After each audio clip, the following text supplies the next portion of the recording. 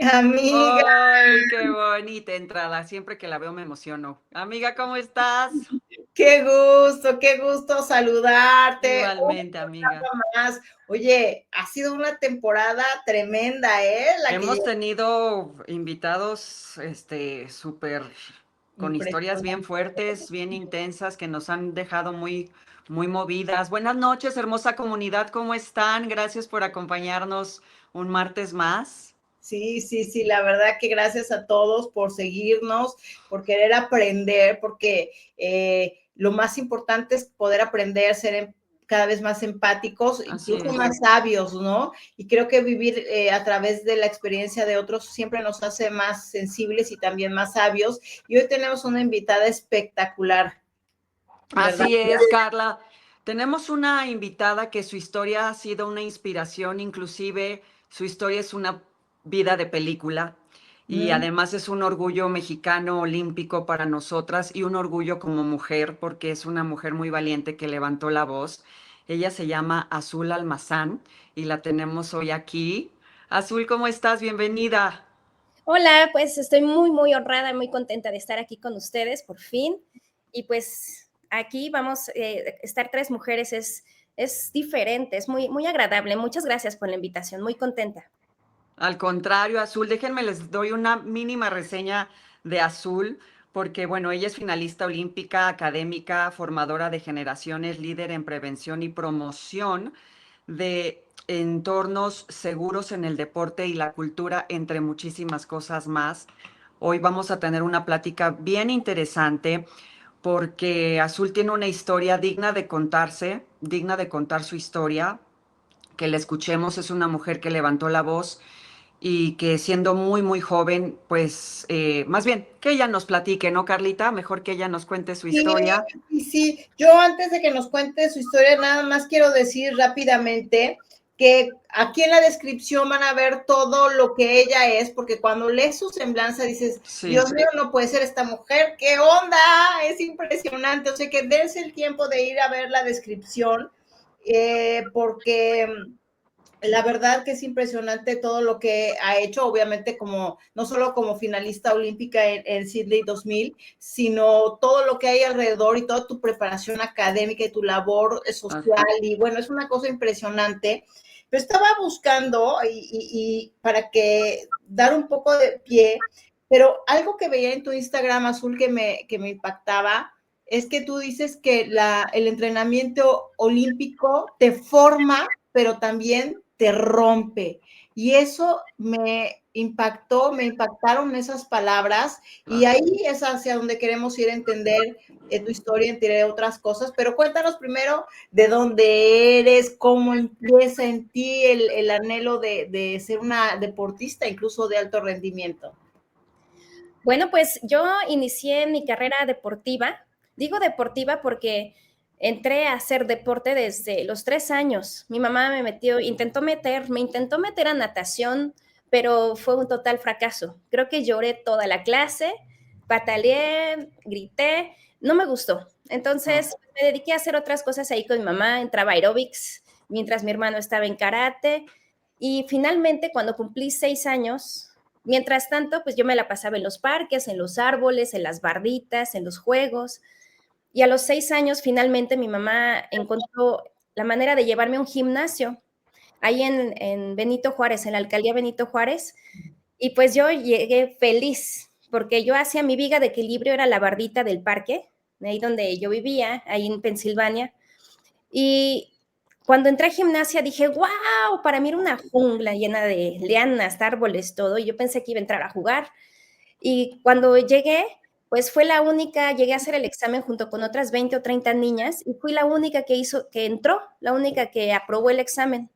Entonces, desde ahí, pues fue un poco diferente porque yo creí que yo iba a ir a jugar, ¿no? Y pensé que iba a aprender como todos los niños, pero literalmente llegué a formar parte de un equipo de gimnasia, porque antes, a diferencia de ahora, no existían los niveles de gimnasia. Antes tú entrabas y por tu edad, entrabas con todas las de tu edad.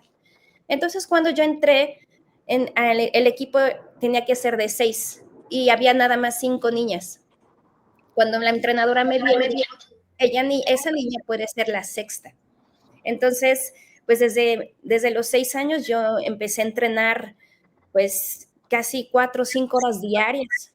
Yo comía en el coche, me cambiaba en el coche, terminaba de entrenar, igual llegaba a mi casa hasta las 9 de la noche y a esa hora me bañaba, hacía tareas, cenaba y a dormir. Entonces, mi vida fue así desde los 6 años. A los 10 años me salí de la gimnasia y entré a clavados. Y cuando entré a clavados, pues ahí cambió todo. Porque cuando yo entré a clavados, no entré a un equipo normal. Yo entré con una entrenadora que ya había ido a Juegos Olímpicos. Su esposo había ido a Juegos Olímpicos, su hermana, y ella había entrenado con Mario Ibar, que es el entrenador de Joaquín Capilla, el máximo exponente de medallas mexicano. Entonces, pues yo entré con ella era pedagógicamente muy correcta para entrenar niños y tenía una visión de cómo llegar a niveles muy altos.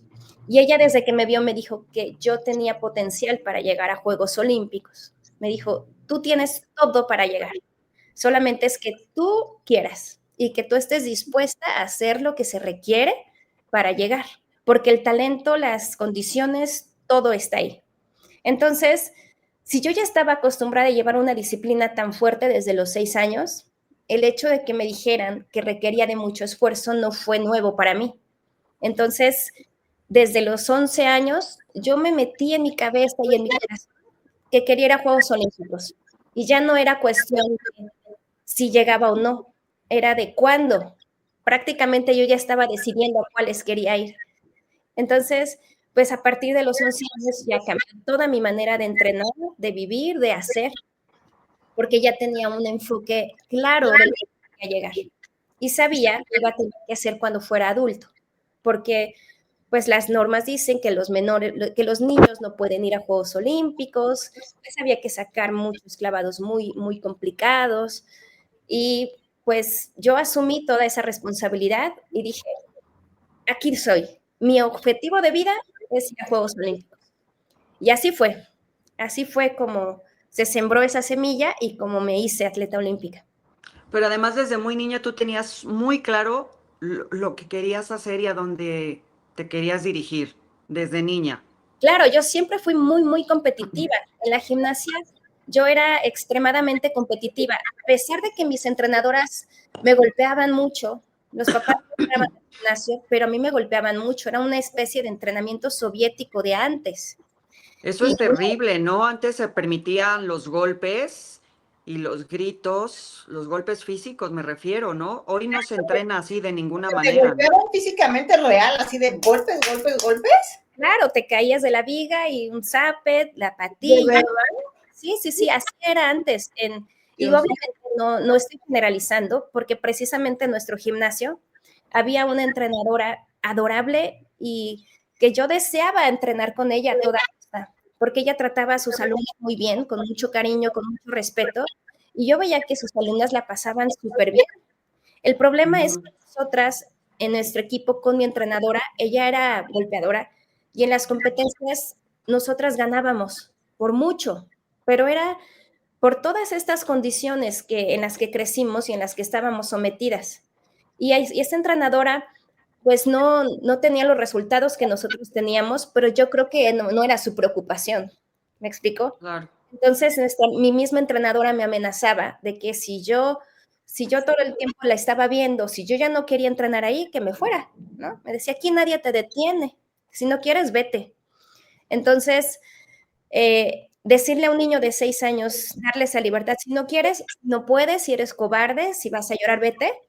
A una persona que tenía yo era muy competitiva, tenía mucho, no sé si se llama orgullo infantil, pues yo creo que me aferré, ¿no? Me aferré mucho y dije, no, pues yo no voy a ser cobarde, yo no voy a llorar, yo sí voy a poder, yo no soy débil. Y desde muy niña me entró así, en lugar de entrenarme como me estaban abusando, a golpearme, era, no soy débil, soy fuerte, sí puedo llegar, yo sí voy a ganar, yo no voy a llorar, ¿no? Entonces, yo me formé de esa manera.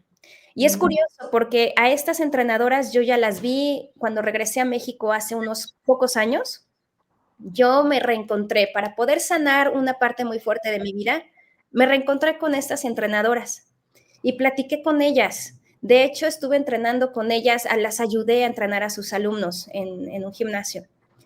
Y yo les dije, qué bárbaras, o sea, me traían a mí a punta de golpes y dice, sí, así era en esa época, ya no, ya cambió el sistema, ya cambió todo, ya no se puede, pero ellas mismas reconocían que eran muy duras y que así era antes. Y me dicen, no, ya no se puede, ya no las puedes ver feo, ya no las puedes tratar mal, ya no las puedes tocar, y se adaptaron.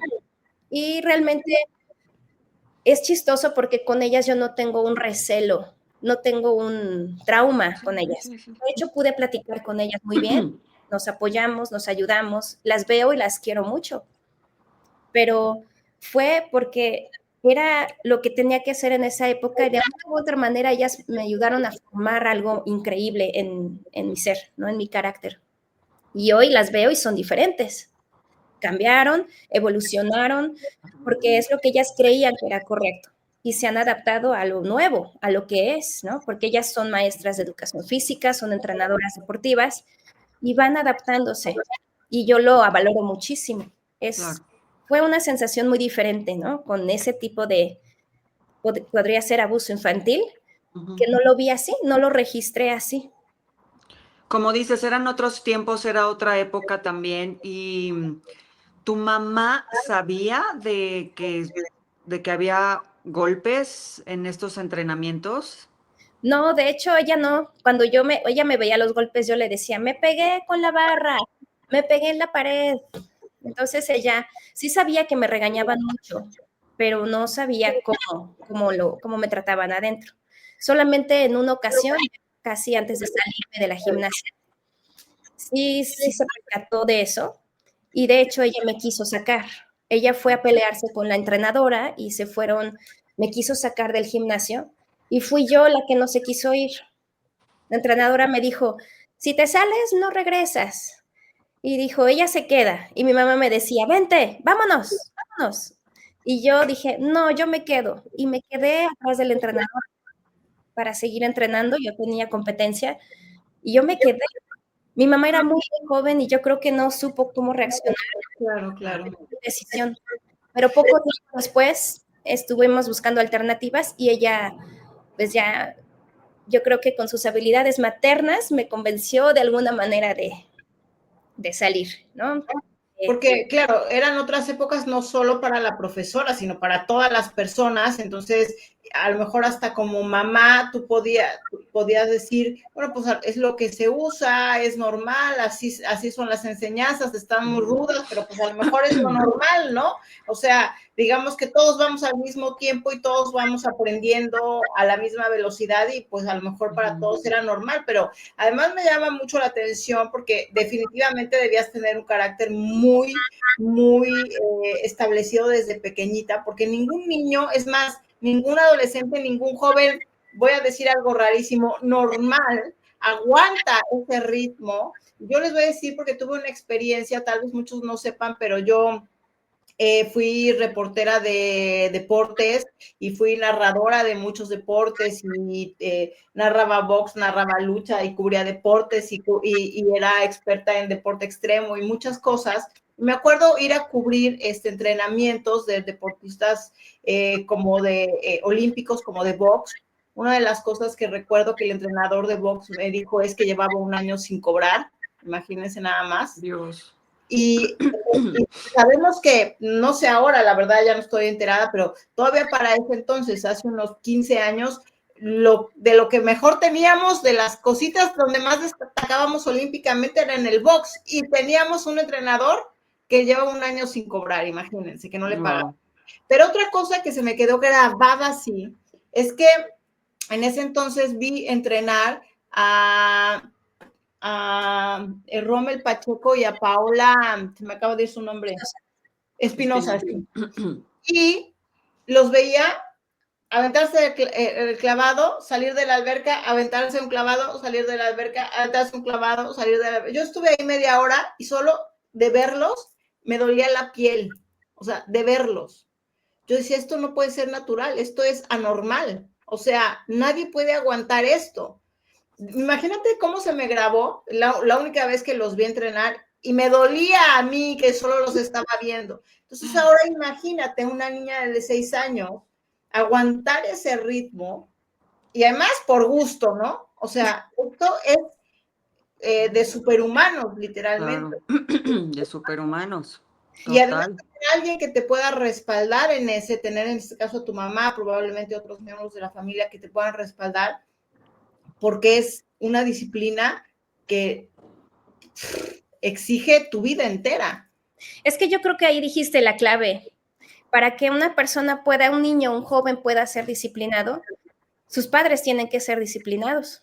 Sus Claro. padres tienen que tener eso y esta enseñanza, claro, no es una generalidad, pero cuando los padres son así, es muy, lo adquieres, ¿no? Claro, Mi más mamá común. es una persona que siempre ha sido muy cumplida, muy puntual. eh, Nunca en la vida faltamos a la escuela ni llegamos tarde. Entonces, yo creo que estar observando eso en tus propios padres, pues tú lo adquieres, sabes que eso está mal, ¿no? Llegar tarde está mal, no cumplir está mal, no estar limpio, así todas las cosas que te va enseñando los valores familiares, pues vas empezando a generar esos pilares en tu ser. Y uno de ellos era el no fracasar, ¿no? El no fracasar, más bien eh, el no darse por vencido, tirar la toalla, no dejar cosas tiradas, ¿no? En tu vida. Claro. Una frase muy poderosa que ella me decía, mira, cierra con broche de oro lo que comienzas. Si inicias algo, lo cierras, o si no, no lo empiezas. Claro. Entonces, ella me decía, si vamos a hacer esto, lo vamos a hacer hasta el cerrar, Bien. no lo vamos a dejar a la mitad. Entonces, pues yo creo que un niño lo interpreta como con sus herramientas, Claro. pero eso también ayudó a que yo decía, si ya estoy aquí, voy a hacer las cosas bien y es mi tarea, prácticamente yo sentía que era mi obligación. Un niño no conoce otra cosa a esa edad. Yo sabía que había que ir a la escuela y había que hacer actividad en la tarde, había que hacer algo bien en la tarde. Uh-huh. Y mi mamá también era muy joven y estaba aprendiendo, ya estaba respetando que yo tenía condiciones, que yo podía llegar lejos, que yo podía hacer grandes cosas. Y también ella estaba aprendiendo a cómo trabajar con un atleta así.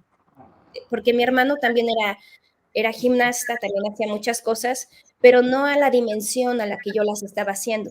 Entonces, yo creo que para mi mamá también ha de haber sido un aprendizaje constante, también mucho dolor, mucha frustración, porque tampoco había con quién hablar sobre esto. Entonces, ella estaba tomando también sus propias decisiones. Y si se equivocó o no se equivocó, yo creo que lo hacía con una cabeza de estar haciendo las cosas lo mejor posible. Oye, Azul, y llega un momento en el que tus entrenamientos, tengo entendido, no dejaban entrar a tu mamá o estar presente, ¿no? Tenían que ir a dejarte desde que salías de la escuela hasta las 9 de la noche, ¿correcto? Y Claro, así fue por cuántos años. pues desde los 6 hasta los 10 años, 10 y medio, porque a los 11 entré a clavados. Pero en clavados yo ya entrenaba 10 horas diarias. Ahí sí ya fue Wow, No lo imposible. entiendo, sinceramente, yo no lo puedo entender en mi mente. Dios mío. Es imposible inclusive de ver, se los juro, o sea, van a pensar que estoy exagerando, pero es que me marcó, es que esto no es de humanos, ¿cómo pueden aguantar ese ritmo? No lo entiendo. Sí, y a veces hasta yo misma digo, ¿cómo es posible? Pero hay unas edades en el cuerpo en el que podemos hacer esas cosas y hay que aprovechar, ¿no? El cuerpo puede resistir tanto, puede aguantar tanto y creo que hay que aprovechar esas virtudes de la vida en esas edades. Pero si eran 10 horas diarias, Dios por mío. supuesto que era tremendamente agotador para la mente, para el cuerpo, el dolor físico Claro. era incontrolable, pero más que nada el dolor mental y la monotonía, porque haces lo mismo, es repetición, repetición. Hay unas leyes fundamentales que se llaman la ley de la repetición, bien hecha para lograr la masterización. Uh-huh. Entonces nosotros llegamos a tirar en una sesión más de 230 clavados Dios mío. y pues hacíamos acrobacia, hacíamos atletismo, hacíamos halterofilia, hacíamos muchos deportes en un solo día de entrenamiento. Entonces era muy pesado, muy, físicamente y mentalmente era muy pesado. Sí, muy agotador. No me lo puedo imaginar. No, y bueno, para tu mamá, imagínate, tenía que ir a buscarte todos los días, dejarte en la mañana, a la No, escuela, después al entrenamiento, ¿no? Y recogerte en la noche. ahí ya cambió. Cuando empecé con entrenadora Baraldi, con Norma Baraldi, empezamos muy tranquilos. Empezamos a entrenar desde las 3:30 hasta las 7:30. Pero ahí sí entraban las mamás, compartían con otras mamás, hacían otras actividades, se turnaban para ver quién nos dejaba, nos llevaba. Pero estábamos muy sanos, había un entorno muy saludable. La entrenadora era pedagógicamente muy buena, entonces teníamos muchas actividades de niños, de jóvenes. Jugábamos mucho, nos ponía a hacer muchas actividades extracurriculares, nos ponía a jugar mucho, nos ponía a hacer muchos deportes para poder ser mucho más ágiles, mucho más fuertes. Entonces, hasta los 14 años yo tuve una infancia y una juventud súper feliz, porque entrenábamos mucho, estábamos mezclados hombres y mujeres, pero podíamos ser libres, podíamos equivocarnos, ir al baño, cosa que en la gimnasia tenemos prohibido. Y entonces cuando yo recuerdo y siempre platico esta anécdota de que en la gimnasia no podías ni hablar, ni siquiera emitir un sonido. No podías ir al baño si no pedías permiso, tomar agua si no pedías permiso. Y un día en clavados, yo hice unas vueltas y caí así, me di un planchazo así terrible en el agua. Y cuando caí al agua, estaba más asustada por lo que me iban a regañar. Dije, híjole, me va a regañar, me va a pegar la entrenadora, porque así estaba acostumbrada. Fallas, te golpean. Cuando salí del agua, sí me dolió mucho, pero me dolía más el miedo. Y cuando salí, la entrenadora se estaba riendo, se estaba muriendo de la risa y me dijo, ¿qué pasó? Pareces calcetín con piedras. Y se rió y dije, ¿no se enojó? Y no me pegó y no pasó nada. Entonces ya dije, ay, me dolió. Y me dijeron, salte aquí, quédate un ratito aquí sentada, toma agüita. Y fue tan satisfactorio pensar que tenía el derecho de equivocarme y que no pasaba nada. Al contrario, había sido hasta chistoso, ¿no? Y fue cuando me cambió el chip. Dije, wow. Entonces yo empecé a entrenar con más seguridad. Claro, de aquí soy, dijiste, ¿no? Ya, aquí esto es lo mío. Esto es lo mío, este es el paraíso, porque Claro. me puedo aventar con todas las ganas y si me equivoco no pasa nada, no me pegan. Ujú. Ir haciéndolo, puedo hacer un poquito de berrinche, puedo llorar, puedo tomar agua, puedo platicar, podemos jugar. Y eso fue lo que hizo que yo subiera mi nivel al 200%, porque sentí esa libertad sin miedo, de ser yo, de expresarme y de sacar todo, sin miedo a equivocarme y recibir un golpe, ¿no? O un regaño. Oye, Azul, ¿y en qué momento deja de ser saludable? Porque tú decías, pues era saludable, ya estaba mejor, estaba cómoda, no me pegaban, no me castigaban. ¿Y en qué momento eso se acaba? A partir de los 14 años, tú lo mencionas. A partir de los 14 años, porque fue el selectivo para ir a los Juegos Olímpicos de Atlanta en 96. Entonces yo fui a participar en ese selectivo, pero yo no tenía grado de dificultad. Yo era todavía tenía clavados muy sencillos. Pero mi entrenadora me dijo, pues ve, foguéate, conoce, compite contra Marijose Alcalá, María Elena Romero, las clavadistas de aquella época. Entonces, pues yo me fui feliz de la vida a competir ahí, a ese selectivo.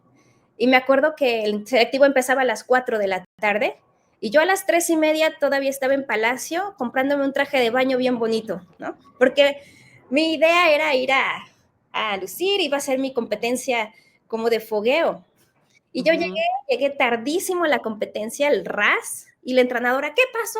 Y yo, es que el traje de baño, que yo quería tener el traje de baño más bonito para la competencia. Llegué feliz, Sí. tarde, pero feliz. Y competí muy bien, muy segura, muy tranquila, porque sabía que yo no tenía el grado de dificultad.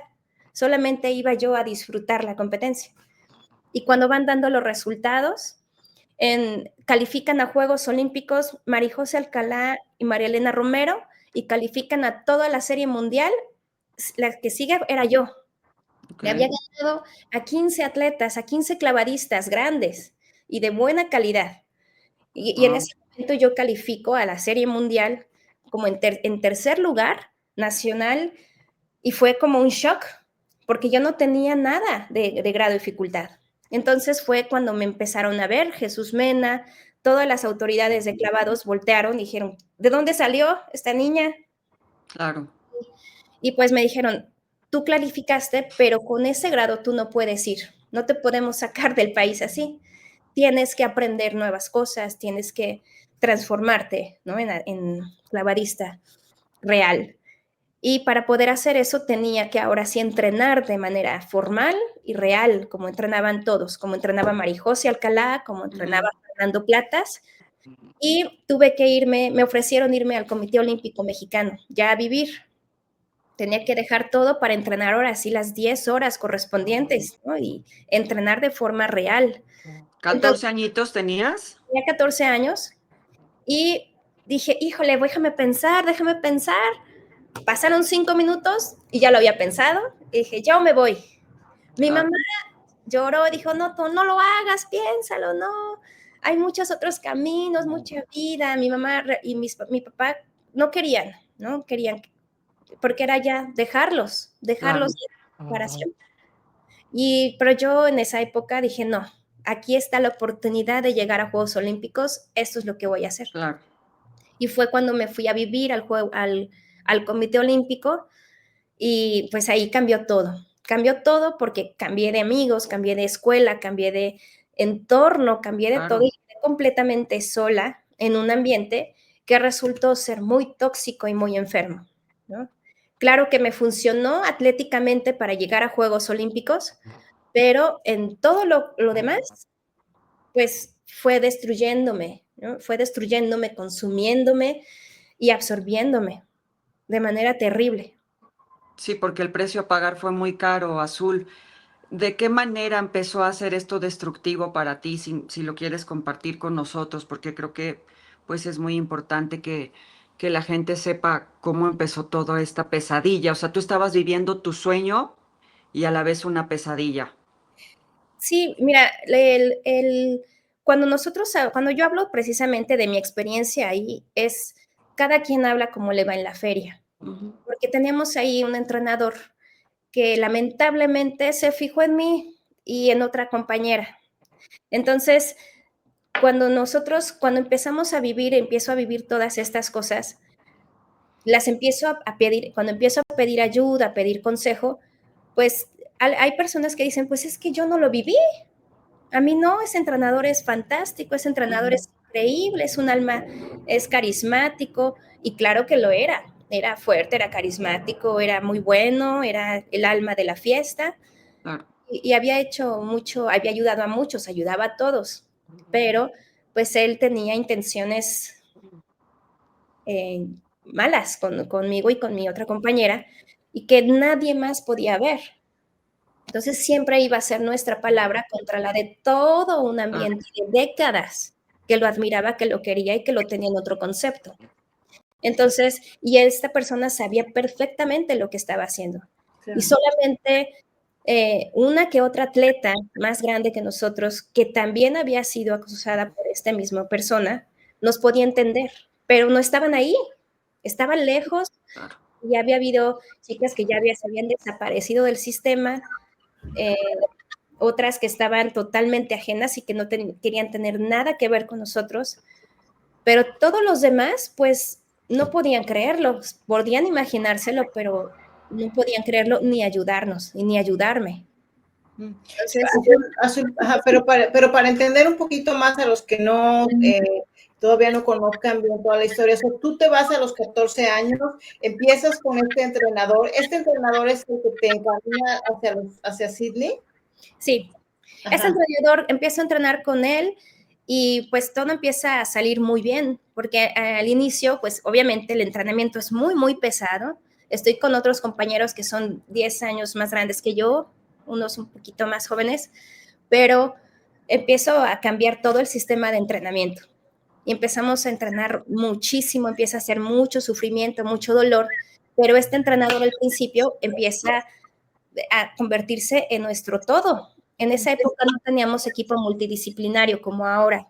Entonces, el entrenador era prácticamente el papá, el amigo, el psicólogo, el fisioterapeuta, él era todo. Entonces, él me conocía todo en la vida y lo veía más que a nadie. Yo no veía a mis papás, yo a mis papás los veía en meses y muy poquito porque yo tenía que regresar a entrenar. Y a él lo veo todos los días. Y entonces, y en una época en la que yo estoy desarrollándome física y mentalmente, y él es el único que está ahí para conocerme, para verme, para evaluarme, para poderme manejar.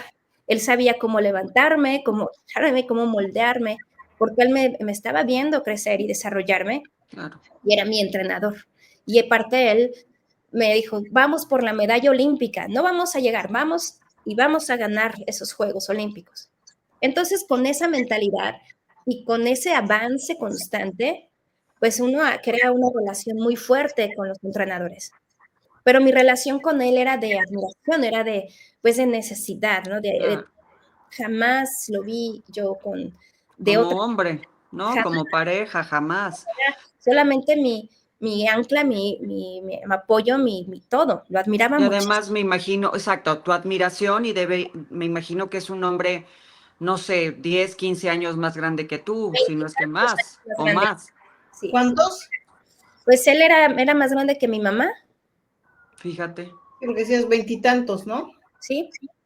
Uh-huh. Él era 21 años más grande que mi 21 años. Wow. Pero miren, amigos, nosotros, y a mí sí me gusta insistir mucho en esto, por supuesto que es una relación o una pretensión de relación completamente ilícita, porque es una menor con un adulto. Pero recordemos que ya entra como menos en lo antiético, porque es tu entrenador, no puede pretender un entrenador tener una relación personal, sentimental, con su deportista. Es lo que hablábamos también en la entrevista con Tamara Vega, que tuvimos recientemente, Tamara Vega, ¿verdad? Si lo dije bien. Sí. Que tuvimos recientemente también en línea, Te abre tus alas. Es completamente incorrecto, antiético, y podría llegar a lo ilícito, porque simplemente que el entrenador trate de tener esa relación, ya, aunque tú seas mayor de edad, ya puede ser un acoso o un hostigamiento sexual que es completamente ilícito por la verticalidad. Pero ahora encima, siendo una menor, pues bueno, es una cosa totalmente ilegal, ¿no? Entonces, eso creo que es algo muy doloroso saber que es un patrón que se repite todo el tiempo, Azul, en el deporte mexicano. Es que mira, es muy normal que te enamores de tus atletas y tú los estás formando y estás creando una obra de arte. Pero hay que saber en dónde está esa línea. El problema que tuve yo en ese infierno no fue que yo tuviera una relación con él, porque no sucedió. Mi problema fue que no la tuve. Él, en el momento en el que él siempre se insinuó, pero como yo estaba tan chiquita, yo no podía entender sus insinuaciones. Pero cada vez era más cosas. Obviamente, cuando yo ya me hice mayor, cuando ya estudié, entendí todas esas insinuaciones y se me vino el mundo abajo de todo lo que me hizo, ¿no? Pero llegó un punto, yo hasta los 16 años, fue cuando él ya fue muy directo y ya hizo puso las cosas sobre la mesa de una manera muy directa y yo dije que no. Entonces, el de haber dicho que no fue lo que me mandó directo al infierno. Porque como yo le dije que no, él me dijo, pues entonces ya no puedes estar aquí. Se acabó todo. Ya no puedes estar aquí, te tienes que ir, ya no vas a entrenar, ya no vas a ir a Juegos Olímpicos, se acabó. Es o esto o se acaba para ti todo esto. Entonces yo dije, no, pero me voy a quedar. Y a mí me había dicho mi entrenador hace mucho, cuando yo era niña, que nadie en el mundo me podía sacar a menos de que yo perdiera. Me dijo, mientras tú ganes la competencia, nadie te puede sacar más que tú y tu cabeza. Entonces, en este momento, cuando él me dice que me tengo que ir, que ya me tengo que salir y tengo que dejar todo porque es o con él o nada, entra ese angelito que estaba en mi cabeza y dije, pues no me puedes sacar, no me voy a ir, me voy a ir hasta que yo pierda, hasta que pierda mi lugar. Y entonces me dijo, pues entonces me voy a encargar de que pierdas, me voy a encargar de hacerte la vida un infierno realmente para que pierda. Entonces, pues obviamente me dejó de entrenar, empezó a hacerme, pero como tenía la obligación de hacerlo, pues empezó a prácticamente a hacer entrenamientos que me lastimaban, ¿no? O empezó a destruirme psicológicamente, a burlarse, porque así como él sabía levantarme, llegarme hacia una medalla olímpica, también sabía perfectamente todas mis dolencias y todos mis huecos emocionales y todas mis fracturas. Entonces él sabía perfectamente cómo destruirme psicológicamente. Y a eso se dedicó. Desde los 16 años hasta que llegué a Juegos Olímpicos, se dedicó a destruirme con todas sus herramientas para que yo perdiera y pues ya no me pudiera ir.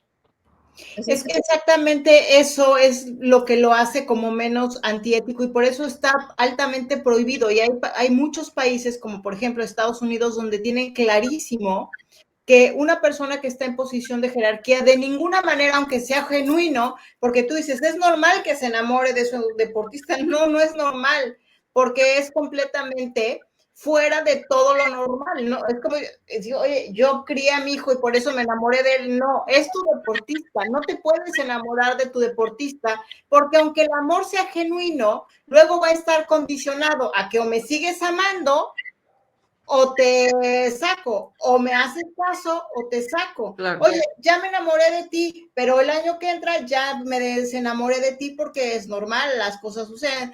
Pues entonces ya no te apoyo. Por eso no se pueden dar las relaciones entre un superior y una persona que está a tu cargo como un entrenador, porque entonces todo va a pasar lo que te pasó a ti, todo está sujeto a me haces caso, te apoyo, no me haces caso, te dejo. Pues no, eso está mal.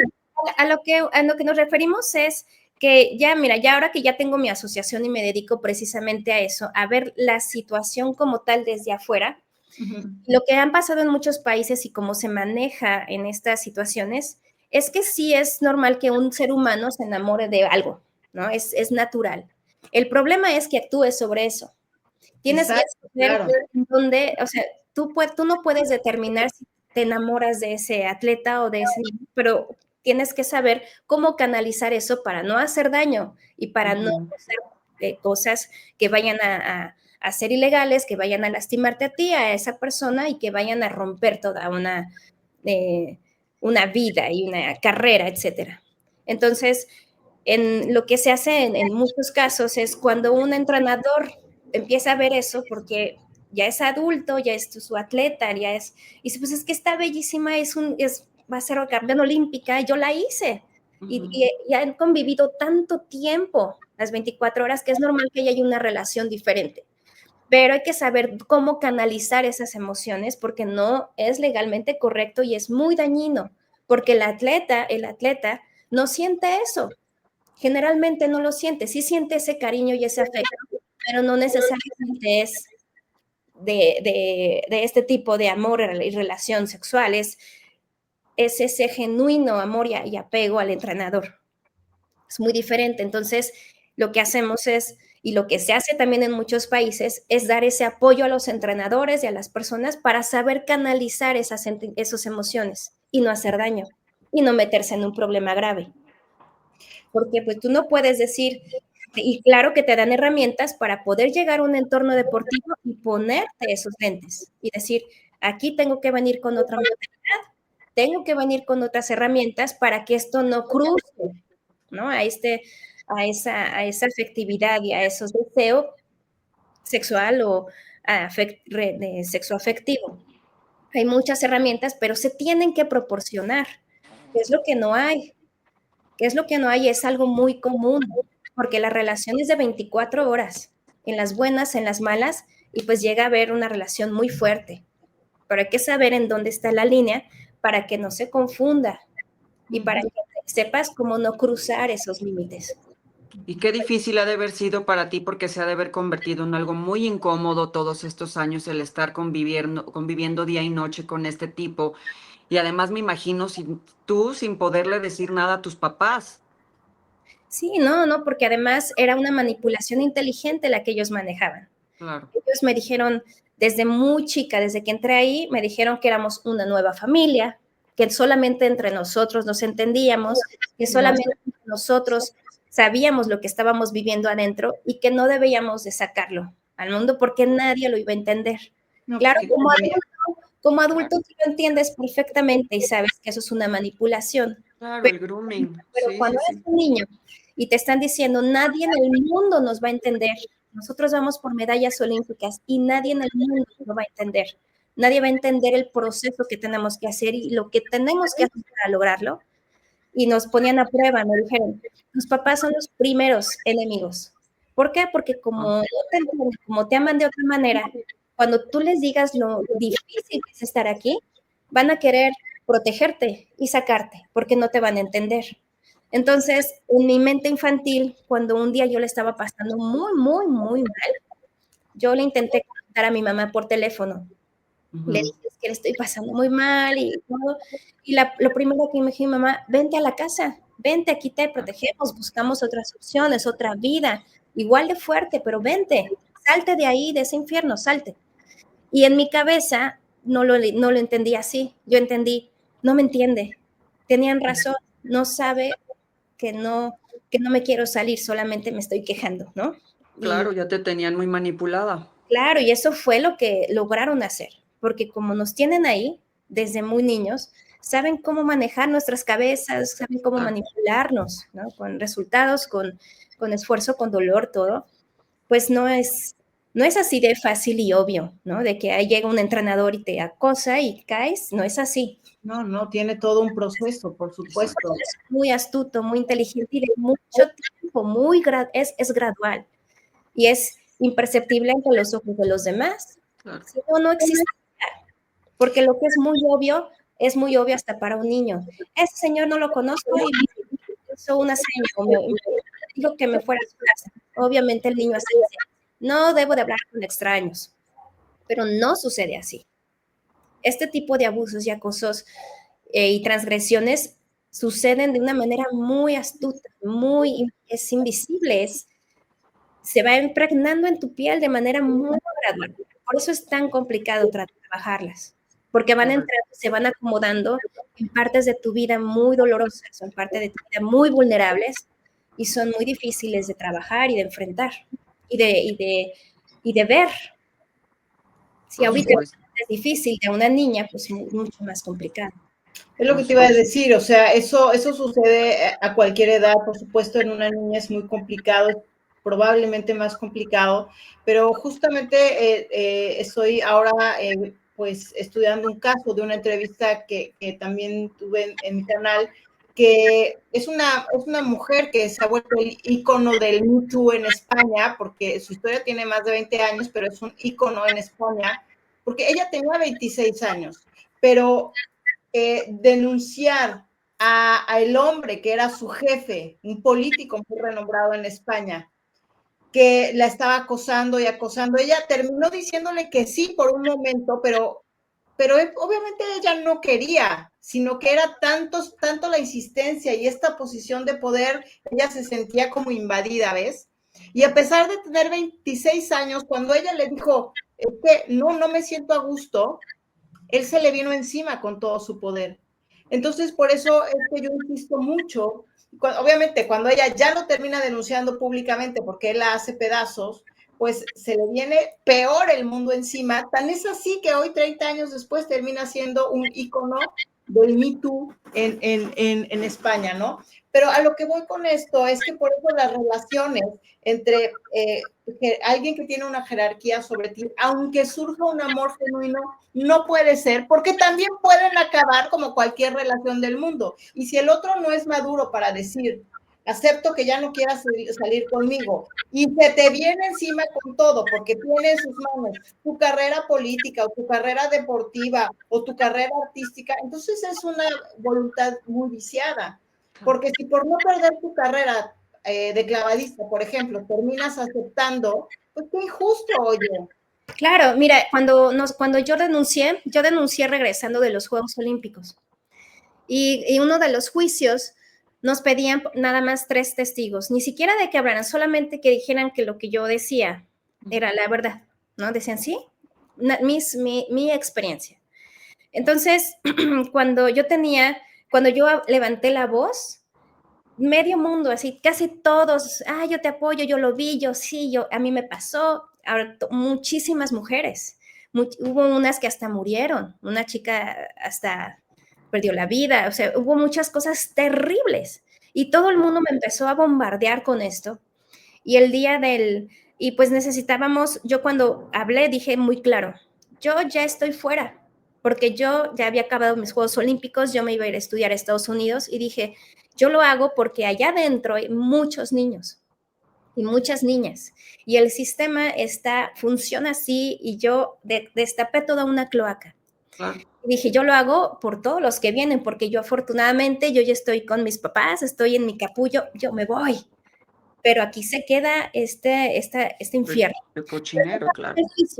Cuando llegamos al juicio, pues mi psicólogo, todas las personas que nos iban a ir a apoyar, hablaron por teléfono y dijeron, no voy a ir, porque ya me amenazaron de que si te apoyo, ya no apoyan a mi familia en Cuba, que si no me regresan. Y las mamás de los atletas, de los niños atletas y de las niñas, dijeron, perdóname, Azul, pero no, porque mi hija todavía está ahí y quiere llegar. Tú ya llegaste, pero ella todavía no llega. No le voy a romper su carrera.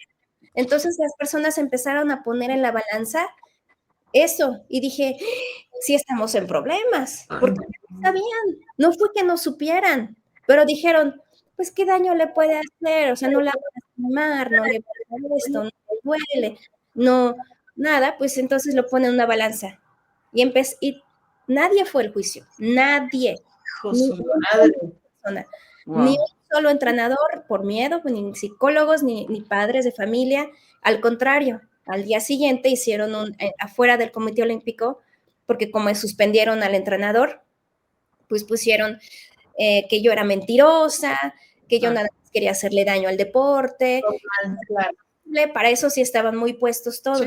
Sí, la campaña de desprestigio, por supuesto. Fue cuando dije, ay, sí estamos muy mal, ¿no? Claro. Sí estamos muy, muy, muy mal. Yo sí peleé eso durante 3 años. Fue terrible, pero prácticamente lo hice sola con mis papás. Y terminaron haciéndolo solo mis papás, porque yo realmente ya terminé muy mal. Fue tan morboso, fue tan terrible, que me llegaron a hablar de la revista Playboy para hacer una portada. Amor que había.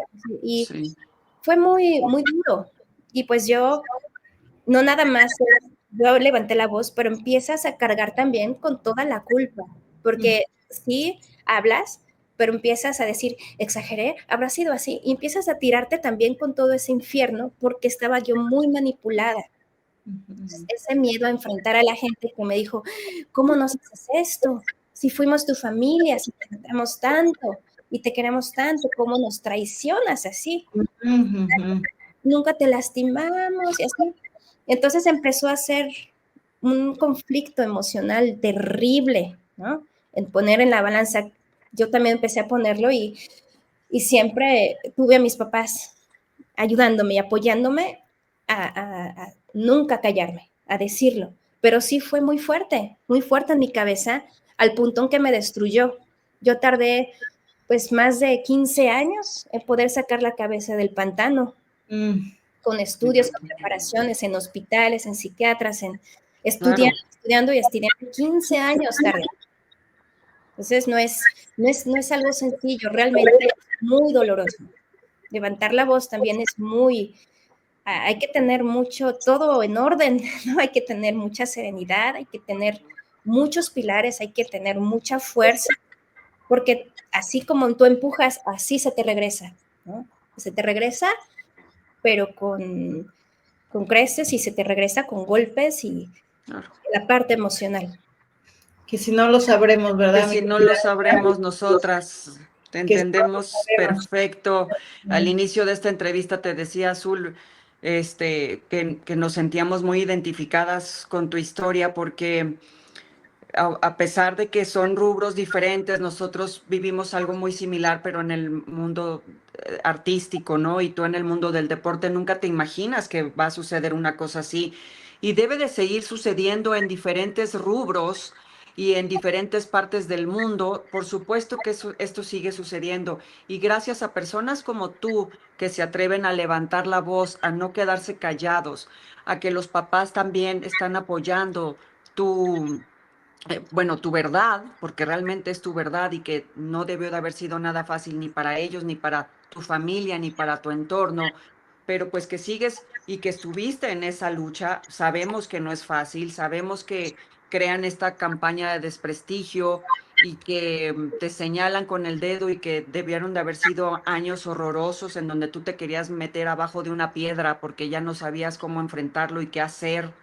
¿No? Seguramente muchas amistades se te voltearon, se fueron, se alejaron de ti, porque pues nosotras ya pasamos por todo eso, ya lo vivimos y sabemos que lo único que nos queda es seguir alzando la voz para que este tipo de cosas no sigan sucediendo, Azul. Sí, ya lo vivimos y ya lo seguimos viviendo. Y nada más déjame decirte una cosa, Azul, también, ahora con lo que decías, es que qué horror, porque siempre decimos, mucha gente a veces nos dice, ay, que son ustedes tan valientes, que qué padre, y nos lo dicen con mucho amor y se los agradecemos, pero en realidad ser valiente es horrendo, o sea, parece como idílico, ay, eres tan valiente, o sea, no se lo deseo a nadie, no le deseo a nadie tener que sacar valor para romper el silencio, porque como tú acabas de decir, lo que tú mueves, así se te regresa. O sea, lo que tú mueves para la justicia a este tipo de gente, te lo va a regresar porque no quieren que la verdad salga a la luz. Pero además también otra reflexión rápido que quería decir es, claro, todo mundo está a favor de las víctimas siempre y cuando no afecten su bolsillito, ¿verdad? ¿Cierto o no? Claro, y es muy difícil porque sabes que ya adoptaste esta parte de valentía y siempre vas a estar dispuesta a recibir los golpes, hasta los ajenos. Entonces dices en un momento, a ver, esto fue lo que yo viví, esto fue mi historia, y por eso precisamente yo creé esta asociación. Primero, para crear, no nada más para crear conciencia, sino para ya no pelear y hacer cacería de brujas, sino decir, se acabó esto, yo no voy a ir a pelear víctimas y pelear casos. Yo lo que hago es dar herramientas de salud mental. Decir, a ver, si ya te sucedió, si ya pasó, si ya está ahí, ¿qué pasa con la persona? Primero que nada, es cómo reconstruyes a esa persona para que ya después esa persona que ya logró sacar su cabeza del fango, ya pueda decidir si a lo mejor demanda, a lo mejor si sigue peleando o a lo mejor ya sigue su vida por otro lado. Porque la justicia y nuestro sistema ahorita la verdad es que están para llorar. A pesar de que ya tenemos muchas normas, ya tenemos muchas leyes y hay muchas cosas y protocolos, no está en nuestras manos, ni no está en las manos de ninguna víctima. Y no por levantar la voz y tener pruebas, quiere decir que vas a tener un caso exitoso. Entonces dije, lo principal es dar herramientas de fortaleza interna, de saber identificar, de saberte proteger. Y si ya te sucedió y tuviste esa desgracia de que te sucediera, ¿cómo te levantas? ¿Cómo te sacudes? ¿Y cómo sigues tu camino? ¿Cómo sigues en eso? ¿Cómo te reconstruyes como mujer o como hombre para poder seguir? Entonces hay que hacer personas sanas y fuertes para que no transgredan. Hay que cultivar una educación distinta para que las personas sepan en dónde sí y en dónde no, porque hacen daño. Pero hay que darles esas herramientas. Pero lo principal es esa salud mental y emocional. Y hacer niños y niñas que tengan herramientas de autoprotección y de empoderamiento y de salud, para que sepan identificar cuándo sí, cuándo no. Y también, si ya pasó, a darle, ¿no? Sacudirte y seguir. Eso Así es es, Azul. fundamental, porque cacería de brujas ya no es el remedio. Y acusar, levantar la voz para acusar a alguien, sí, pero primero tenemos que ver cómo está la persona que lo vivió. Eso es lo principal. Sí, sí, la persona que lo vivió y sus... lo que pasa es que, ¿sabes qué se me hace bien injusto y bien triste?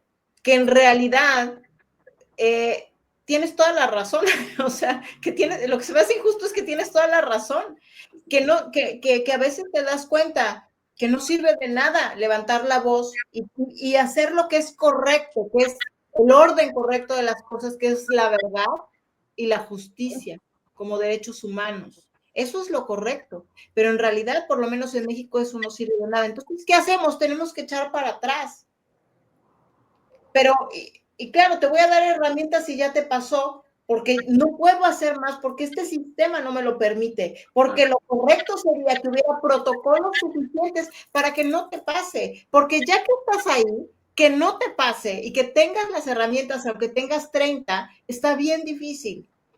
Está bien difícil, pero claro, si el mismo sistema no quiere y luego encima hay papás y probables víctimas que tampoco quieren ser protegidos, bueno, pues entonces y un sistema de justicia infernal, pues entonces ya dices, ¿qué quieren que yo haga ya? O sea, claro.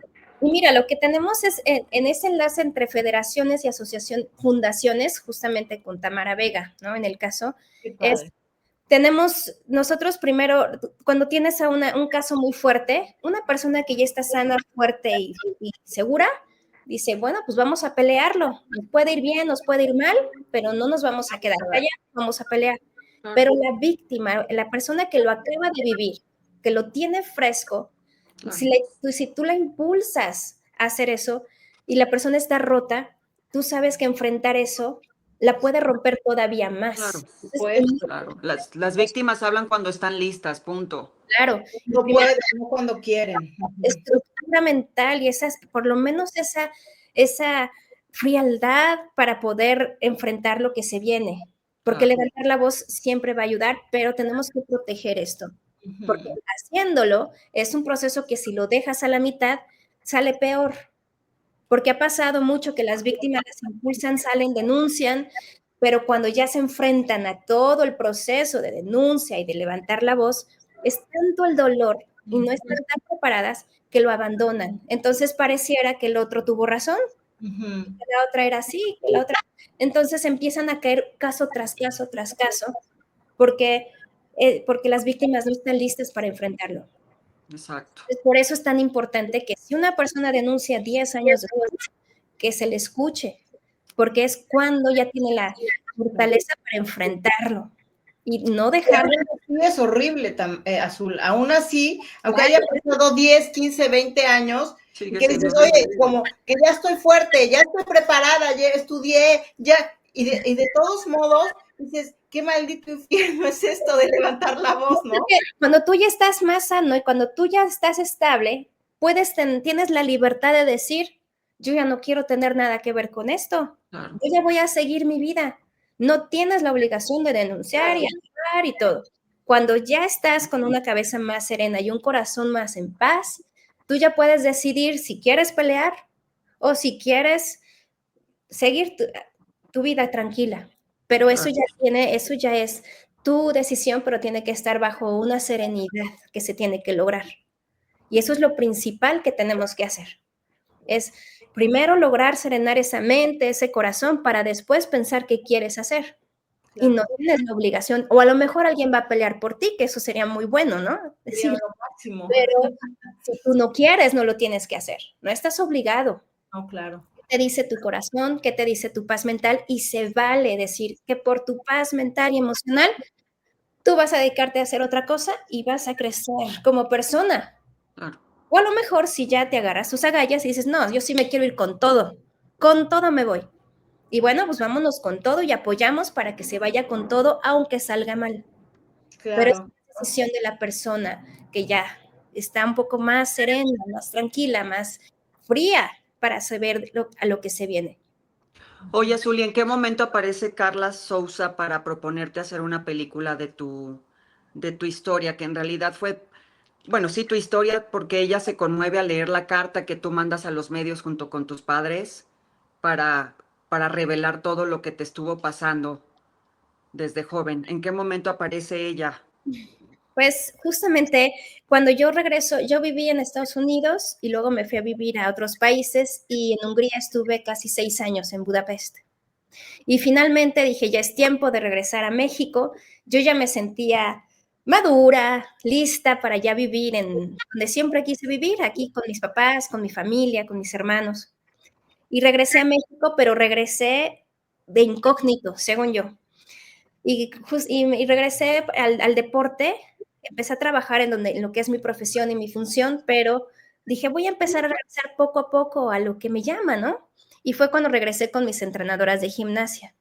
Entonces empecé a entrenar en niñas en Pumitas, en la UNAM, y yo un día iba saliendo y dije, qué bueno, porque aquí nadie me conoce, nadie sabe, no está el entorno de clavados ni nada de eso que me hace tanto daño. Y un día iba yo saliendo de entrenar y me habló por teléfono en el carro, me habló y me dijo, hola, oye, no sé si me conozcas, soy Carla Sousa. Y yo, ay, claro que me conozco, y me estacioné y me empezó a platicar lo que quería hacer. Ella quería hacer un proyecto, ella había leído mi carta y quería hacer una película, pero no sabía todavía cómo. Entonces me dijo que quería platicar conmigo para ver realmente cómo íbamos a dirigir este proyecto y que si quería hacerlo, que si yo prestaba mi historia y mi vida y mi vivencia para hacer una película. Y obviamente le dije que no, porque yo acababa de sacar la cabeza del fango. O sea, me costó tanto trabajo y solamente lo hice en los medios de periódico. Y ahora imagínate, ¿por qué querría yo ahora hacerlo en el cine? ¿Por qué quería ahora levantar la voz a esas dimensiones? Me había ido tan mal en mi vida, en la recuperación y por haber levantado la voz. Entonces ella pues me dijo, mira, vente para acá, me invitó ahí a su casa en Estados Unidos, ahí en Los Ángeles, y estuve con ella y platicamos de todo esto, me platicó bien del proyecto y me dijo lo importante que era hacerlo. Me dijo, no es lo mismo hablar para los medios escritos, porque la gente los lee y depende qué hay en su cabeza, es el tono que le da. Me puede decir, lo lee rápido, lo lee mal, lo lee con morbo, lo lee con prisa, lo lee como, ay, sí, pobrecita niña, ¿no? Ay, qué caso tan terrible, y lo tiran, ni lo terminan de leer. Pero cuando tú vas al cine, cuando tú lo ves, te metes en el personaje y te llega a las entrañas. Me dijo, es una sensación distinta. Vamos a llegar a las personas a las entrañas, para que vivan lo que tú viviste, para que sientan lo que es estar ahí. Me dijo, es diferente. Y me dijo, es más grande que tú y es más grande que yo. Vamos a hacerlo juntas y ya no estás sola. Vamos a hacerlo juntas. Entonces, pues me animé. Fue cuando decidimos ya arrancar el proyecto. Eso me parece que fue no sé si en el 2017, me parece, cuando, cuando tuvimos esta plática y cuando comenzamos a dirigir todo este proyecto a la pantalla. Wow, tomó muchos años entonces todo el trabajo que hicieron, porque si fue desde el 2017, ¿cuándo salió esta película? ¿En el 23? Sí, salió a finales del 22. A finales del 22. Pero ya cuando hablé con Carla en el 17, ella ya llevaba varios años trabajando y masticando todo este proyecto. Pero sí tomó muchos años para escribir, muchos años para, para concretar, para poder Darle tener forma. para darle forma, cambiar de editor, cambiar de todo. Y aparte nos cayó la pandemia, entonces fue todavía más difícil. Claro. Fue muy difícil. Oye, pero qué padre, la verdad, qué privilegio poder tener esa exposición de un tema tan importante, de hacerlo visible de una manera tan importante que sin duda queda como un parteaguas en la historia del deporte mexicano y sin duda a nivel internacional en todos los países donde se puede ver, que podamos entender y visibilizar lo que a lo mejor ni siquiera se nos venía a la cabeza que los deportistas, las deportistas principalmente, no sé si los deportistas hombres les ocurre lo mismo, porque pues qué chistoso decirme, digo, perdón, ¿no? Pero yo digo, qué chistoso decir, yo te creé y ya me enamoré de ti. A ver, así te enamoraste del hombre al que creaste también, pues no va, qué casualidad que solo te enamoraste de la chiquita, ¿no? Qué chistosos nos salieron los entrenadores, pero bueno, oye, una pregunta, este señor sigue entrenando. Sí, realmente casi no tuvo repercusiones negativas. Dios. No tuvo, él siguió entrenando. Nunca fue a juicio, nunca lo condenaron, nunca nada. De hecho, en una ocasión hasta le dieron un premio, le dieron dinero por daño moral. ¿Quién le dio dinero por daño moral, Azul? En uno de los estados, porque al principio sí varias personas de aquí sí lo fueron, no lo dejaban estar aquí en México, pero él buscó y hubo muchos estados que sí lo acogieron y lo abrazaron y lo premiaron. Y sí, él se casó con su atleta menor, bueno, ya se casó cuando ya estaba ahí, pero tuvo hijos, tuvo 3 hijos, siguió entrenando más niños. Perdón, pero tengo entendido que este entrenador se divorcia de su esposa para poderse casar con la otra atleta que él entrenaba menor de edad, de la cual abusaba desde que era una adolescente. Se divorcia de su esposa para poder casarse con esta mujer, lo cual pues es muy entendible que lo hizo para evadir pues a la justicia, ¿no, Carla? Tú como abogada, que lo hemos visto en otras ocasiones y en mi propio caso también. Por supuesto, pero a mí es por eso que yo insisto tanto en que no puedes decir, ni aunque genuinamente te hayas enamorado, es que no puedes decirlo, porque qué casualidad que te enamoraste de todas tus atletas, fíjate, y si tienes 5, te enamoras de las 5. Él estaba casado con otra de sus atletas. ¡Ah, no, señor! Y se divorció tenía 3 hijos con esta chica, con su esposa, que también era su alumna. Y cuando te casaba, estaba casado con la otra alumna. Estaba con su otra alumna, casado. Por eso, no, es que no hay forma de justificar algo así, no hay manera. forma de decir, me enamoré de mi creación. Perdón, yo no digo groserías, pero yo ahorita diría, che tu M, nada de que me claro. me enamoré de mis creaciones, te vas al diablo, no te puedes enamorar de tus creaciones. No, y lo peor es que tuve una experiencia muy desagradable por ahí del 2000, fueron en 2000, antes de los Juegos Olímpicos de Tokio.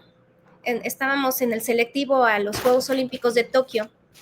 Yo soy juez internacional, y llego ahí y él estaba ahí con todos sus atletas. Entonces, yo como juez tengo que encargarme, en esa función tenía que encargarme de que todas las sillas estuvieran libres, y él estaba sentado en una de las sillas, no se bajaba. Ya iba a empezar el evento y no se bajaba. Y me dicen, ve a bajar al entrenador de ahí. Y yo digo, ¿por qué precisamente a ese entrenador? Y cuando lo bajo de las escaleras le digo, favor de desalojar las sillas de los jueces, que ya va a iniciar el evento. Y él me vio con mucho descaro, como sabe que nunca pasó nada, que es libre como un ave, bajó y todavía me dijo, hola, hace mucho tiempo, ¿hace cuánto fue lo nuestro? Maldito. ¿No? Después de la película, después de tantas cosas, después de todos los problemas. Cínico. ¿Hace cuánto fue lo nuestro? Y todo me dice, ¿cuántos años tienes? Obviamente no le contesté, nada más le dije que se retirara, pero tengo que batallar con esta persona en los eventos, yendo a los Juegos Olímpicos y siendo tan cínico, ¿no? Claro. Porque es una persona que nunca evolucionó, nunca fue tan premiado y tan avalado, y el romance del año, creo que hasta salían las revistas de amor, y en la de es como como una persona que se logró el amor verdadero con su alumna, ¿no? Y medallista olímpica. Qué asco. Ese tipo de situaciones hace que también algunos de sus atletas repitan el mismo patrón. Claro. Entonces, ahorita estamos batallando con casos porque lo vieron a él. Vieron que él ya ha tenido éxito haciendo eso todo el tiempo y que es impune. ¿Por qué? Por la manera en la que se hace, en la que puedes evadir la ley. ¿Por qué? Porque no está en el reglamento, porque no está explícito tal cual en la norma. Entonces, varios de sus atletas repiten el mismo patrón. Y hemos tenido casos en donde hay que ver, ay, ¿de quién era? Era de esta persona. ¿Por qué? Porque vieron. Y dicen, pues así se hace. Y no hay repercusiones. Y estas personas, estos atletas, tampoco tienen problema, porque lo aprendieron del máster, ¿no? Claro. Entonces es terrible, es una situación terrible. Es que, ¿sabes quién tiene la peor de las culpas? Bueno, no sé si la peor, pero una de las más grandes y vomitivas culpas. No sé, ¿el entrenador de quién depende? ¿Del Comité Olímpico o de quién? Depende de su asociación, de su estado, de la federación y de la CONADE. Y en un punto donde eventos, la CONADE, por ejemplo, no tendría que decir, por si las dudas, porque yo no puedo creer que tú te hayas casado con un atleta, luego hay un atleta que te está acusando y luego ya estás con otra atleta. Claramente, yo tengo que tomar responsabilidad, o sea, la CONADE tendría que haber tomado la responsabilidad, alguien tiene que tomar una maldita responsabilidad, porque por eso no habría sido ideal, eso habría sido ideal, pero nadie no lo hizo, y era, a mí no me consta, yo no lo vi, yo no sé, yo no supe, él no fue enjuiciado, entonces, terrible. A mí no me consta, yo quiero un entrenador olímpico aquí. A mí no me consta, pero en unos estados sí lo hicieron. Cuando entró de directora del deporte en Guanajuato, ahorita esta chica fue lo primero que hizo, ¿no? Si yo protejo a mis atletas, esta persona ya no puede entrenar aquí. Ah, bendito Entonces, Dios. ese tipo de acciones han sido revolucionarias, porque nadie... a esa persona que hizo eso. Ojalá luego nos dices quién fue para aplaudirle, porque así es como tiene que ser. Y ese tipo de acciones son las que se respetan. Y claro que dijo, se me va a venir el mundo encima, ¿no? Porque sí, es una decisión de protección solamente porque me consta. Pero afortunadamente ha tenido mucho apoyo y no ha tenido problemas, pero fue una decisión muy complicada, pero lo hizo. Pero nadie más lo hace, porque dicen, no me consta, tengo miedo, ¿qué tal si me reclaman? Porque en efecto muchos de los padres de familia le reclamaron, le dijeron, ¿por qué los quitas al entrenador olímpico y al grandioso y poderoso Dios entrenador? ¿Por qué lo haces? ¿No? Qué vergüenza. Bueno, si a mí no me consta, a nadie le consta que lo hizo, ¿no? Qué vergüenza, en efecto. Ya sabes que es tan bonito estar ahí denunciando que lo hacemos no más de puro chiste, ¿verdad? Porque no tenemos nada que hacer. Sí, como si fuera tan grato. Sí, es exacto. Tan bonito, es una experiencia ideal, yo la recomiendo muchísimo. Entonces, aún si no te ha pasado, te recomiendo que inventes, porque te la vas a pasar de maravilla. O sea, recomendadísima la experiencia, ¿verdad? Oye, pero mira, estaba viendo una foto tuya, muy linda, que también nos gustaría cerrar, ir cerrando el programa, pues también recordando, les voy a recordar que vean toda la descripción es que es impresionante todo lo que has logrado más allá de pues estar ahí en Sydney 2000, pero me gustaría que nos vayamos también con el sabor de boca de lo que se siente estar en unos Juegos Olímpicos. ¡Qué impresionante! Pues sí, eso es chistoso, pero lo he dicho, si yo tuviera que vivir todo para llegar a Juegos Olímpicos, lo volvería a hacer. Porque llegar a Juegos Olímpicos es como tocar el paraíso por un momento. Claro. En la escuela, en la primaria, yo leí sobre los Juegos Olímpicos, los dioses del Olimpo, lo que significaba eso, y que solamente algunas personas casi sobrehumanas podían ir. Está increíble. Yo me llené y dije, ¡oh! Es lo que más quiero en la vida, es lo que más quería en la vida. Y cuando llegué ahí y lo sentí, lo vi, lo viví, dije, wow, esto vale una vida. Realmente esto valió cada esfuerzo, cada minuto, cada repetición, cada dolor y cada lágrima. Esto lo vale todo. Realmente es un paraíso estar en los Juegos Olímpicos, es fuera de serie, estás en otro planeta, literalmente estás en otra dimensión y lo vale, te transforma, y eso yo lo tenía muy claro en mi cabeza. Sabía que podía estar en el infierno, pero que valía la pena lo que yo iba a llegar a ser. Hay muchos atletas que tristemente no lo ven así. Llegan y dicen, ¿qué? Esto y sufren mucho, ¿no? Pero yo era tanto mi deseo de llegar, y aparte desde niña mi entrenadora me había dicho todo lo que iba a vivir. Me decía que me iban a dar esto, que iba las villas, los comedores. Entonces yo ya lo había visto en mi cabeza tantas veces. Cuando llegué, vi la villa, vi los comedores impresionantes, la moneda mágica, las medallas, la medalla, los pines, los intercambios, la fiesta, el trato que te dan como un dios. Yo ya estaba lista para vivir eso. Entonces, en los Juegos Olímpicos fue de lo más increíble que he vivido en mi vida. Y sí, lo valoro, lo aprecio y digo, valió la pena. Sí, valió la pena. Qué bonito, Azul, qué bonito que lo digas así, porque seguramente valió la pena pese a todo lo que tuviste que pasar y enfrentar siendo tan joven, pero al final lograste tu sueño y, y que te quedes con esa satisfacción y que además le hayas compartido al mundo tu historia. Creo que eres una mujer que se merece toda nuestra admiración y nuestro respeto y no estamos más que agradecidas de que hayas aceptado nuestra invitación en este podcast, Carlita. Sí, totalmente de acuerdo. Esta imagen que habla más que 1000 palabras, pero con lo que tú nos dices, pues nos llena mucho de orgullo y también invitar a la gente a que podamos dimensionar el esfuerzo que hace cada atleta, todas las cosas además que tienen que pasar en todos los aspectos físico, económico, familiar, emocional, sentimental, encima todo lo que has vivido y aún así estás de pie y además buscando ayudar a otras personas para que no vivan lo mismo que tú y que puedan disfrutar su camino deportivo de una manera limpia, correcta, digna, como debe de ser. Me parece espectacular. Entonces, Azul, de verdad que ha sido un placer poder platicar contigo en esta emisión de Alíneate y Abre tus Alas. ¿Hay algo que se nos haya pasado que tú dijeras, esto era muy importante decir?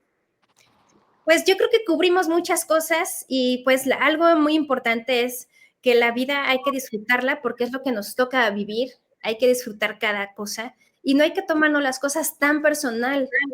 Si vivimos cosas muy duras, si llegamos a vivir cosas tan terribles, es porque nos tocaba hacer eso y tenemos que sacudirnos, no fue personal, fue la situación, la circunstancia y hay que aprender a sacudirse y seguir adelante, que nadie tenga el derecho de destruirnos y de hacernos sentir que no valemos, que no somos suficientes o que nos convenzan de eso. Entonces, lo más importante es, si vivimos cosas duras y hay cosas terribles, nos sacudimos y nos vamos, nos levantamos y nos movemos hacia otro lado. Una frase muy hermosa que me dijo una doctora en deporte, Hilda Becerra, fue: el sol sale para todos. Si ya vas por este camino y no es, vete por allá y vete por allá, porque hay para todos. Y eso es algo mágico.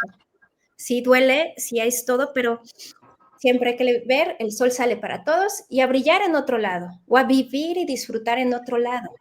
Cuesta, pero hay que buscar siempre la salud mental, la salud emocional, ver en dónde estás en paz, para que puedas disfrutar la vida y que puedas hacer todo lo que quieras hacer.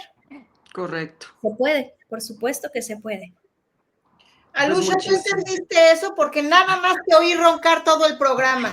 Perdonen, es que ya saben que es roncosauria. Alucha, o sea, de verdad yo no entiendo tu actitud. Bueno. Es que Azul, cada que hacemos podcast, ella siempre está aquí encima de mí, entonces ya todo el mundo la conoce de nuestra comunidad. Y ella le gusta protagonizar también. Protagonista, sí es un poco protagonista, pero hoy protagonizaron tus ronquidos, Alusha, entonces de verdad, échale ganas. Qué padre, Azul, nuevamente muchísimas gracias. Gracias, Azul. Increíble, Alusha, gracias, amiga Lynn, gracias. Gracias a ti, Azul, gracias a toda la comunidad. Gracias por compartir, por este mensaje tan bonito que nos dejas, Azul. Vayan a seguir a Azul a sus redes sociales, por favor. Y ¿nos puedes decir tus redes sociales antes de irnos, Azul, por favor? Sí, estoy como Azul Almazán, OLY, de Olympian. Y vayan a ver la película La Caída se llama, ¿verdad? En español. Caída, está en Amazon. Está en Amazon, váyanla a ver con Carla Souza, está buenísima, yo la vi desde que salió, me encantó y pues muy orgulloso de ti. ¿Almazán qué? Azul. López. Azul Almazán, OLY. OLY, así es el Instagram. Así es el Instagram. Y traigo una banderita. ¿Así? ¿Así? ¿Es ¿Sí? este? Ok. Azul Almazán, correcto, es ese. Perfecto. Sí, para que vayan por favor a seguirla y a ver todas las cosas maravillosas que está haciendo.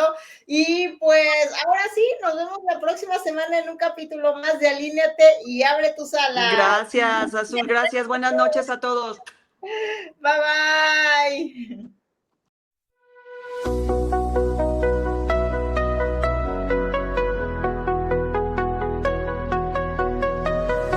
Me dijeron que no podía, que mis planes eran fantasía, pero siento que algo cambió.